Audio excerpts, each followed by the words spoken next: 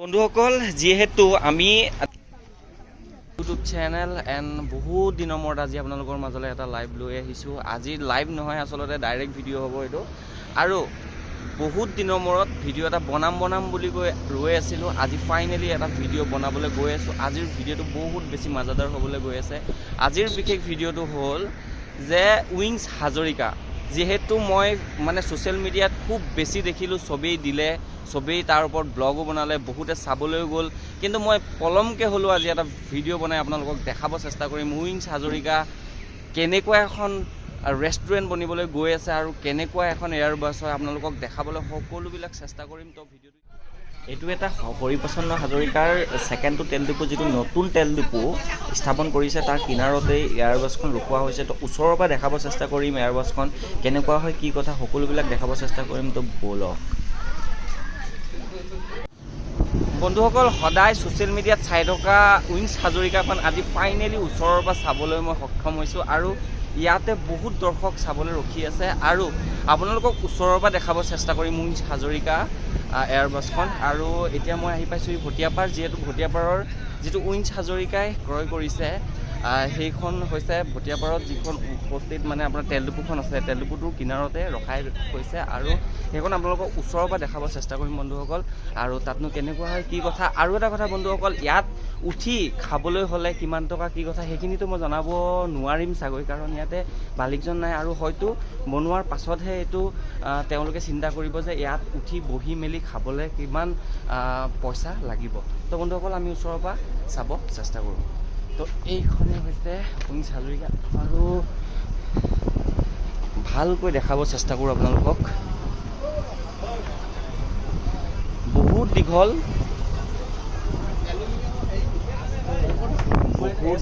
তো বন্ধুসকল ওচৰৰ পৰা কভাৰ নকৰিব, দূৰৰ পৰা দেখা। এইখনে হৈছে উইংছ হাজৰিকা আৰু ওপৰত লিখা আছে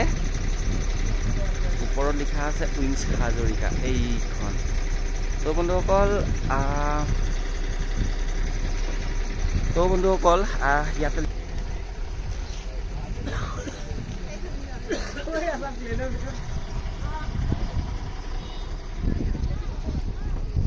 যিখন গাড়ীত অনা হৈছিলে বন্ধুসকল, এইখন গাড়ীৰ পৰা এতিয়ালৈকে নমোৱাই নাই আৰু একদম গাড়ীখনৰ ওপৰতে ৰখাই থৈ দিছে। এইখন হৈছে গাড়ী, এইখন গাড়ী দিল্লীৰ পৰা আনি থকা হৈছে আৰু কি লিখা আছে, on government duty Air India Mumbai to Assam.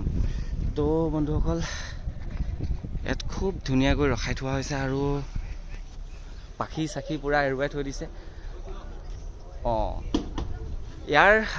এই এয়াৰবাছখনৰ যিখিনি পাখি উইংছ সেইখিনি এখন বেলেগ এখন গাড়ীত অনা হৈছে আৰু সেইখন গাড়ীৰ পৰা আপোনালোকক দেখাব চেষ্টা কৰিম। তো ওচৰলৈ গৈ উইংছকেইখনো আপোনালোকক দেখাব চেষ্টা কৰিম।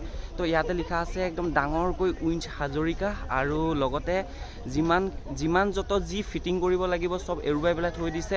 কোনদিনাখন ফিটিং কৰি ৰেষ্টুৰেণ্টখন তৈয়াৰী কৰিব আপোনালোকক সেইটোও দেখাব চেষ্টা কৰিম। তো বন্ধুসকল এতিয়া আপোনালোকক একদম ওপৰে দেখাব চেষ্টা কৰিলোঁ। তো ব'লক, সেইখন এখন ইয়াত গোটেই উইংছখিনি মানে যিখিনি মানে মাল বস্তুখিনি ফিটিং কৰা বস্তুখিনি এখন বেলেগ এখন গাড়ীত আনিছে। তো সেইখন হৈছে এইখন। তো আপোনালোকক ইয়াৰ যিটো পাংখাবিলাক আপোনালোকক দেখাব চেষ্টা কৰিম। পোনপ্ৰথমে মই আহিছোঁ মানে গাড়ী আহিছে দুখনত মানে কমপ্লিট সোমাই আহিছে। এইখিনি হৈছে পাংখাকেইখন আৰু এইটো হৈছে একদম ফ্ৰণ্ট ছাইড, যিটো নেকি একদম জোঙা হৈ থাকে, ফ্ৰণ্ট ছাইডটো হয়। তো এইখিনি গোটেই পাংখা চাংখাখিনি পূৰা সমস্তখিনি ইয়াতে লৈ অনা হৈছে। আৰু এইখিনি মই জনাৰ মতে এইখিনি ফিটিং কৰিবৰ কাৰণেও মানে তাৰ পৰা মানুহ লৈ আহিছে আৰু কেতিয়াকৈ কেনেকৈ কেতিয়া ক'ত ফিটিং কৰিব, হয়তো ইয়াতে ফিটিং কৰিব পূৰা এইখিনি জেগাত, পূৰা এৰিয়াত মেক্সিমাম 2-3 কঠা মাটিত ৰেষ্টুৰেণ্টখন বনোৱা হ'ব। আৰু কেনেকৈ বনোৱা হ'ব সকলোবিলাক দেখাবৰ কাৰণে মোৰ ইউটিউব চেনেলটো আপোনালোকে ছাবস্ক্ৰাইব কৰি ল'ব আৰু ইয়াৰ ভিডিঅ' আপোনালোকে কমপ্লিটলি পাই যাব। তো বন্ধুসকল সেইখনে হৈছে উইংছ হাজৰিকা আৰু বিশেষকৈ দেখাব চেষ্টা নকৰোঁ, কাৰণ গাড়ীখনৰ ওপৰত যিহেতু উঠি আছে, তো গাড়ীখনৰ ওপৰত উঠি থকাৰ অৱস্থাত ভিতৰলৈ সোমাবলৈ অলপ প্ৰব্লেম হ'ব। তো মই জুমিং কৰি যদি পাৰোঁ ভিতৰখন দেখাব চেষ্টা কৰোঁ। মই সঁচা কথা কৈছোঁ, কাৰণ একদম স্পটত মই দেখাই নাছিলোঁ। বেয়াকৈ হ'লেও পুৰণাকৈ হ'লেও ডেমেজ হ'লেও ওচৰৰ পৰা চাব চেষ্টা কৰিলোঁ, খুব ভাল লাগিলে। কিন্তু বন্ধুসকল, মই উঠাতকৈ চবতকৈ ডাঙৰ কথা এটা বস্তু চাবলৈ মন আছে যে কেনেকৈ উৰাজাহাজখন উৰাব পাৰি। তো বন্ধুসকল, যদি সেইটো মালিকৰ পৰা যদি অৰ্ডাৰটো লৈ পেলাই যদি মই সোমাব পাৰোঁ, তো আপোনালোকক ভিতৰখন দেখাবলৈ চেষ্টা কৰিম। তো জুমিং কৰি যদি ভিতৰটো দেখাব পাৰোঁ, আপোনালোকক দেখাব চেষ্টা কৰি আছোঁ।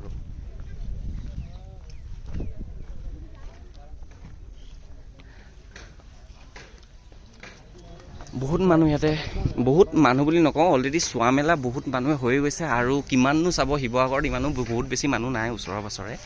তো যিমানখিনিয়ে পাৰে চালে আৰু চাই মেলি শেষ। আৰু যিহেতু মুম্বাইৰ পৰা আনি অসম পাইছেহি উইংছ হাজৰিকাখন, আৰু কিমান মানুহে চাব, ছ'চিয়েল মিডিয়াত চাইতো শেষ হৈয়ে গৈছে অলৰেডি।